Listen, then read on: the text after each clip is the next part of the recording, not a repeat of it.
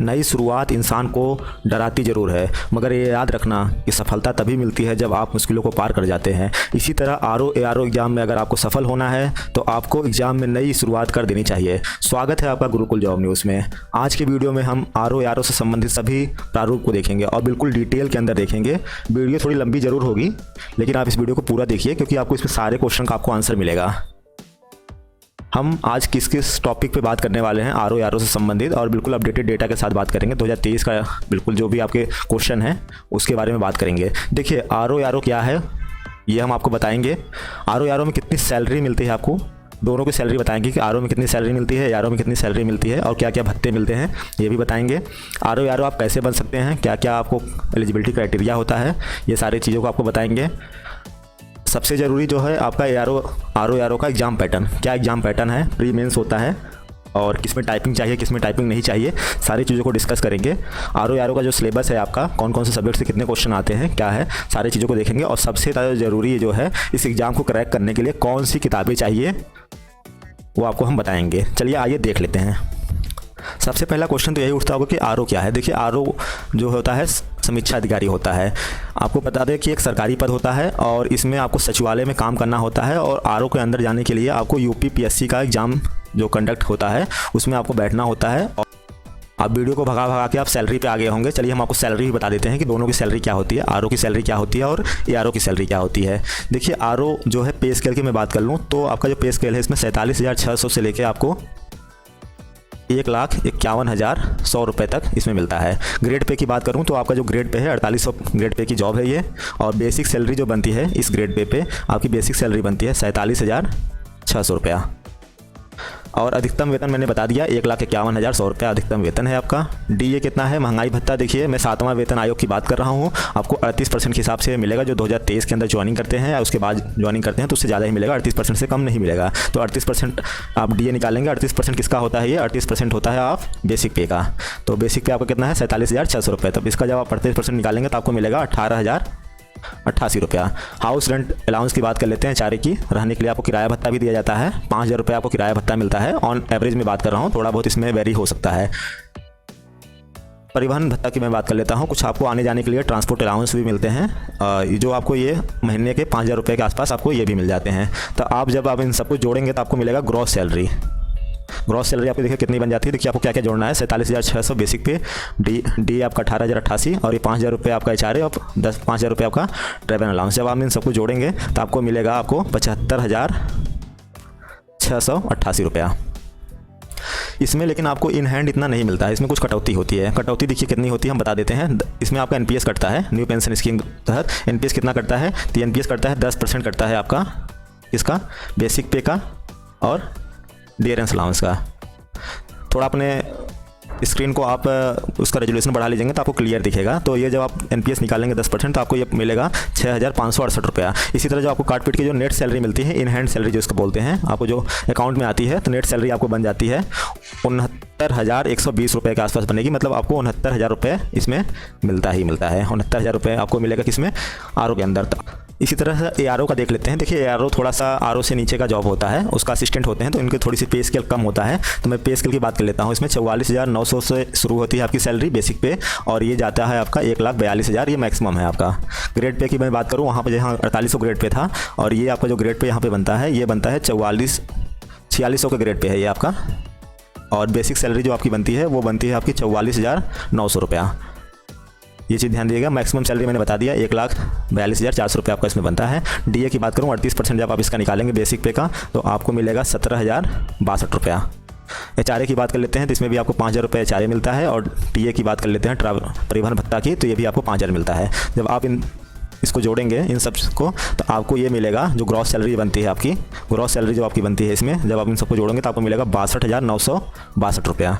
तो आपकी gross salary मिलती है। लेकिन इसमें भी कुछ कटौती होती है न्यू पेंशन स्कीम के तहत, वही 10% बेसिक पे का और डीए का। जब आप इसको काटेंगे तो यहाँ पे आप इसको घटा लेंगे तो आपको काटने के बाद आपको 6,196 रुपये काटेंगे तो आपको जो नेट सैलरी मिलती है वो मिलेगा आपको 56,766 रुपये, यानी कि 57,000 के आसपास आपकी सैलरी बनती है। इसकी सैलरी कितनी बन गई आपको यार होगी 57K के आसपास, 57,000 के आसपास आपको इन हैंड सैलरी आपको मिलेगी।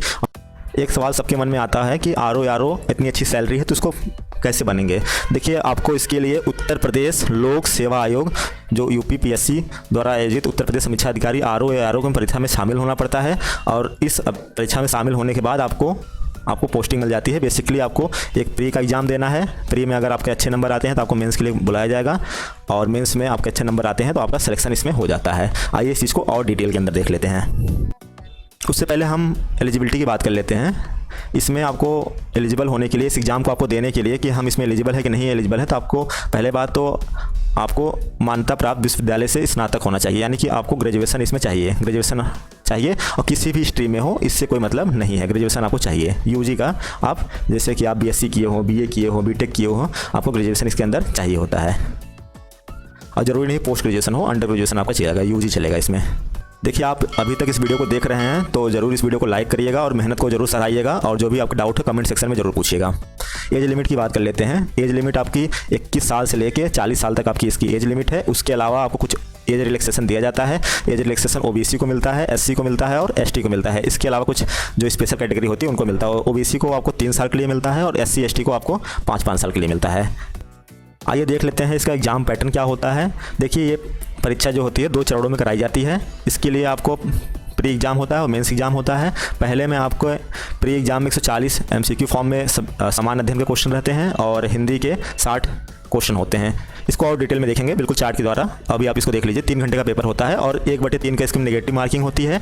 और इसके बाद आप इसमें एग्जाम में पास होते हैं तो आपको मेंस एग्जाम के लिए बुलाया जाता है। और जो ARO का पोस्ट होता है उसमें आपका O लेवल का सर्टिफिकेट आपसे मांगा जाता है, क्योंकि इसके अंदर टाइपिंग टेस्ट होता है। अगर आपके पास O लेवल का सर्टिफिकेट नहीं है तो O लेवल के समकक्ष आपका कोई भी सर्टिफिकेट चलेगा। आप बीटेक किए हुए हैं इलेक्ट्रॉनिक्स इंजीनियरिंग से या तो फिर CS से, तो आपका O लेवल का समकक्ष उसको माना जाता है। देखिए ये प्री एग्ज़ाम की बात हो रही है। प्री एग्ज़ाम में आपका 2 पेपर होते हैं। एक होता है समान अध्ययन का, जो कि 140 क्वेश्चन इसके अंदर आते हैं और 140 अंक के भी होते हैं। इसके लिए आपको 2 घंटे का समय दिया जाता है। और इसके होने के बाद कुछ देर के बाद आपका हिंदी का पेपर लिया जाता है। ये भी ऑब्जेक्टिव फॉर्म में होता है। 60 क्वेश्चन होते हैं और 10 टॉपिक टोटल होता है और इसमें 6 क्वेश्चन सबके आते हैं।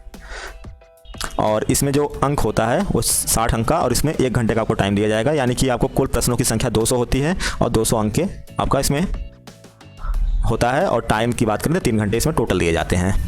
2 घंटे और 1 घंटे को सेपरेट कर करके। ध्यान दीजिएगा जो प्री होता है वो सिर्फ क्वालिफाइंग नेचर होता है।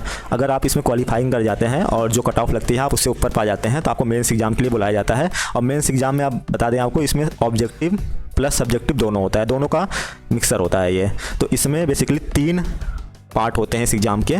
मैं आपको बता देता हूँ कैसे कैसे। पहला आपका आएगा समान अध्ययन जनरल स्टडी, जो कि 120 क्वेश्चन होते हैं। दूसरा आपका जो आता है जनरल हिंदी आता है। इसको 2 पार्ट में डिवाइड किया गया है। एक आपका सब्जेक्टिव आएगा और एक आएगा आपका ऑब्जेक्टिव आएगा। और तीसरा जो पार्ट है आपको ऐसे लिखने का आता है, जिसमें आपको 3 घंटे का समय दिया जाता है और 3 आपसे लेटर लिखवाए जाते हैं। आइए इस चीज़ को और डिटेल के अंदर समझ लेते हैं, बिल्कुल डिटेल के अंदर, जो आपको मेंस एग्जाम की यहाँ पे हम बात कर रहे हैं। देखिए आप इसको कैसे डिवाइड कर सकते हैं। बेसिकली आपका 400 क्वेश्चन 400 नंबर का ये पेपर होता है। आप इसको 4 भागों में डिवाइड कर लीजिए। पहले में आपका 120 क्वेश्चन आता है GS का, जो कि क्या होता है ऑब्जेक्टिव होता है। और इसके लिए आपको समय कितना दिया जाता है 2 घंटे का समय दिया जाता है। दूसरे पार्ट को हम ऐसे डिवाइड कर लेते हैं 60 क्वेश्चन आपका हिंदी का, जो कि किस पे फॉर्म होगा ऑब्जेक्टिव में ही होगा ये भी। और इसके लिए आपको आधे घंटे का समय दिया जाएगा, यानी कि 30 मिनट का समय दिया जाएगा। तीसरा पार्ट है आपका जो कि 100 नंबर का आता है और जो कि हिंदी का होता है, लेकिन ये सब्जेक्टिव फॉर्म में आता है। और चौथा पार्ट जो है आपका वो 120 नंबर का आता है, 120 नंबर का। और ये होता है, इसमें 3 निबंध लिखने होते हैं आपको। और ये जो सब्जेक्टिव होता है हिंदी में आपको बता दें कि इसके अंदर आपका 100 क्वेश्चन होते 100 नंबर का ये पेपर होता है। कन्वेंशनल होता है बेसिकली ये पेपर, आपको लिखना होता है, जिसके अंदर आपको गद्यांश पूछा जाता है। इसको मैं हिंदी में यहाँ पे देखिए आपको बता दे रहा हूँ, जो कन्वेंशनल वाली हिंदी है 100 नंबर की। तो आपकी देखिए यहाँ पे 120 क्वेश्चन के लिए आपको 120 नंबर यहाँ पे मैं बता दे रहा हूँ, और उसके लिए यहाँ पे 60 नंबर, यहाँ पे 100 नंबर और यहाँ पे आपको 120 नंबर। आप इसको जोड़ेंगे तो आपको मिलेगा 400 नंबर का ये पेपर होता है। और कन्वेंशनल हिंदी की मैं बात कर रहा हूँ यहाँ पे कि कैसे कैसे इसको डिवाइड होता है। देखिए इसमें गद्यांश आता है आपका, गद्यांश से कुछ क्वेश्चन होंगे। फिर उसके बाद आपका कोई पत्र लिखना होगा, जो कि लेटर की बात होती है। फिर उसके बाद आपको कुछ शब्दावली दिया जाएगा, उसको आपको लिखना है। जैसे कि आपको इंग्लिश से हिंदी ट्रांसलेट करना है, हिंदी से इंग्लिश करना है, कुछ मुहावरे से आपसे क्वेश्चन पूछे जाएंगे। फिर उसके बाद आपको कंप्यूटर से क्वेश्चन पूछे जाते हैं इसमें। जो कि 5 क्वेश्चन के आसपास आपको मिलेंगे। तो ये सारी चीज़ें आपको इसके अंदर करनी पड़ती है। आई होप आप इस चीज़ को समझ गए होंगे। अगर आपको कोई डाउट है तो आप कमेंट सेक्शन में जरूर पूछेगा या वीडियो को पीछे करके देख लीजिएगा, आपको समझ में आ जाएगा। सिलेबस को डिस्कस कर लेते हैं। देखिए जो प्री और मेंस का जो सिलेबस होता है वो हिंदी के लिए सेम होता है और जीएस के लिए भी सेम होता है। तो हम यहाँ पे बात कर लेते हैं सिलेबस की। देखिए समान विज्ञान आता है आपका, इसमें जनरल साइंस से क्वेश्चन आपको पूछे जाते हैं।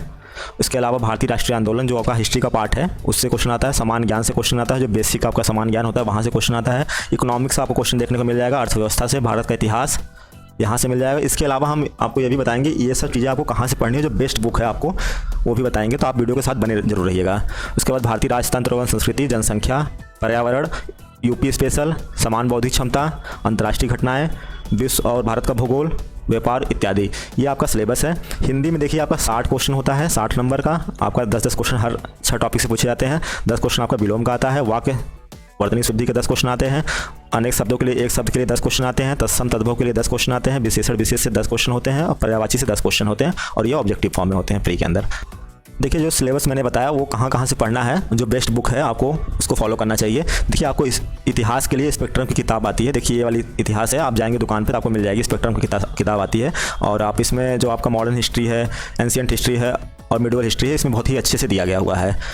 विश्व भूगोल के लिए और भारत के भूगोल के लिए भी, दोनों के लिए ही सबसे बेस्ट जो बुक है जो मानी जाती है ये है महेश बर्णवाल की किताब। महेश बर्णवाल की ये वाली किताब जो आती है समग्र अध्ययन, ये आप ले लीजिएगा, बहुत ही अच्छी किताब है। इसके अलावा आप घटना चक्र का पुनरावलोकन भी पढ़ सकते हैं। देखिए जो भी किताब हम बता रहे हैं, आप अगर हम 2 किताब बता रहे हैं तो आप इसको एक ही प्रेफर करिएगा जो आपको सही लगे, क्योंकि दोनों बेस्ट है, दोनों लेने का कोई मतलब नहीं है। आप एक किताब को कई बार पढ़िए, आपका सिलेक्शन का जो चांस है वो ज़्यादा बन जाएगा।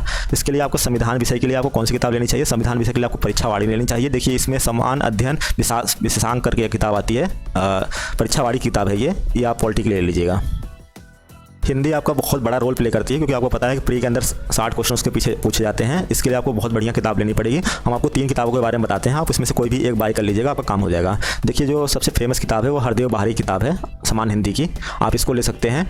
और इसके अलावा आप आदित्य पब्लिकेशन की जो किताब आती है, हालांकि इसमें काफ़ी त्रुटियां होती हैं, लेकिन अगर आप उस त्रुटियों को देख लेते हैं तो आपके लिए बहुत ही अच्छा हो जाएगा। ये प्री और मेंस दोनों के लिए आती है, तो आप वहाँ पे जाएंगे आदित्य पब्लिकेशन, प्री मेंस आर बोल के लीजिएगा आप, हिंदी के लिए नहीं, आर बोल के लेंगे तो आपको प्री और मेंस के लिए मिल जाएगा। इसके अलावा आपको यूथ प्रकाशन की किताब आती है समीक्षा अधिकारी के लिए, आप वो भी ले सकते हैं। इन तीनों में से कोई आप एक लीजिए या तो 2 आप अगर प्रेफर करना चाहते हैं तो आप 2 लीजिएगा।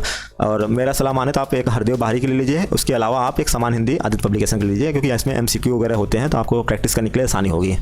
इसके अलावा जो आपके सब्जेक्ट हो कहाँ से पढ़ें, देखिए समान विज्ञान की मैं बात कर रहा हूँ तो आप लूसेंट से देख सकते हैं इसको, या तो आप NCERT से अगर आप पढ़े हैं तो आप NCERT को ही फॉलो करिए, ज़्यादा इसमें डिटेल में घुसने की जरूरत नहीं है। भारतीय राष्ट्रीय आंदोलन हमने आपको बता दिया है कि आप स्पेक्ट्रम से पढ़ लीजिएगा, अच्छी किताब है। समान ज्ञान की बात कर रहे हैं तो आप भी इसको लूसेंट से देख सकते हैं, या तो आपको बहुत सारी किताब मार्केट में जाती है जो समान ज्ञान के लिए, आप उसमें से कोई भी एक बेस्ट किताब अपने लिए चुन सकते हैं। अर्थव्यवस्था के लिए देखिए परीक्षावाड़ी की किताब आती है, बहुत ही अच्छी होती है, परीक्षावाड़ी अर्थव्यवस्था, भारतीय अर्थव्यवस्था, आप उसमें से ले लीजिएगा, बहुत अच्छी किताब होती है। भारत के इतिहास के लिए मैंने बता ही दिया है।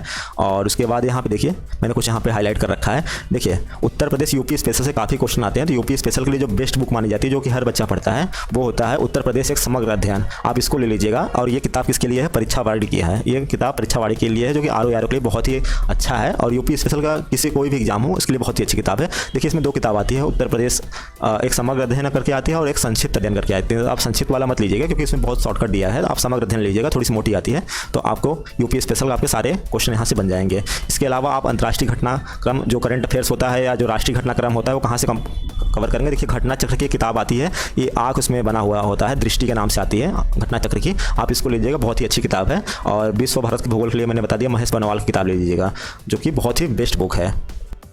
हमने आपके जो सारे क्वेश्चन थे वो उसको एक एक करके क्लियर कर दिया है। फिर भी अगर कोई क्वेश्चन आपका छूटा है तो आप कमेंट सेक्शन में पूछ लीजिएगा, और उसके अलावा कोई त्रुटि हो गई है तो उसके लिए माफ़ी चाहते हैं और कमेंट सेक्शन में आप जरूर बताइएगा। और जिसके सारे बच्चे देख के वो अपनी त्रुटि को दूर कर सकते हैं। कैसा लगा वीडियो जरूर बताइए कमेंट सेक्शन में, और वीडियो को लाइक शेयर सब्सक्राइब जरूर कर लीजिएगा। और ऐसी ऑथेंटिक न्यूज़ पाने के लिए इस चैनल पर बने रहिए, और मिलते हैं एक नई वीडियो के साथ, तब तक के लिए धन्यवाद।